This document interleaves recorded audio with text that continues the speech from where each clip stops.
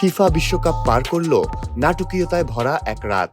শেষ মুহূর্তের গোলে জাপানকে হারিয়ে শেষ ১৬ নিশ্চিত করেছে ৫ বারের বিশ্ব চ্যাম্পিয়ন ব্রাজিল।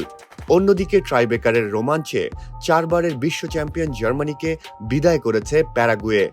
একইভাবে নেদারল্যান্ডসকে হারিয়ে শেষ ১৬য় জায়গা করে নিয়েছে মরক্কো। হিউস্টনে জাপানের বিপক্ষে ম্যাচে শুরুতেই ধাক্কা খায় ব্রাজিল। ২৯ মিনিটে কাইসু সানোর গোলে এগিয়ে যায় জাপান। দ্বিতীয়ার্ধে কাসেমিরোর হেডে সমতায় ফেরে সেলেসাওরা।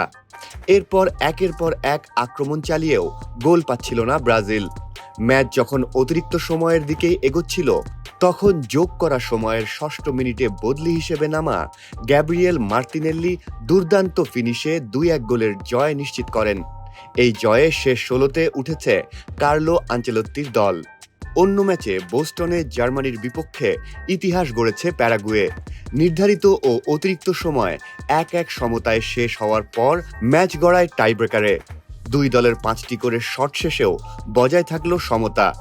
অচলাবস্থা ভাঙল সাডেন ডেথে গিয়ে জার্মানির জোনাথন টা বল উড়িয়ে মারলেও ভুল করলেন না হোসে কানালে। ৪ বারের বিশ্ব চ্যাম্পিয়ন জার্মানিকে বিদায় করে দিল প্যারাগুয়ে।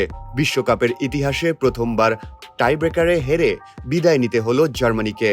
এদিকে মেক্সিকোর মন্তেরেইতে আরেকটি শ্বাসরুদ্ধকর ম্যাচে নেদারল্যান্ডসকে টাইব্রেকারে ৩-২ গোলে হারিয়েছে মরক্কো।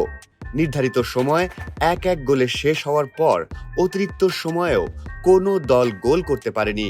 পরে টাইব্রেকারে গোলরক্ষক ইয়াসিন বুনোর দুর্দান্ত নৈপুণ্যে জয় নিশ্চিত করে গত আসরের সেমিফাইনালিস্টরা।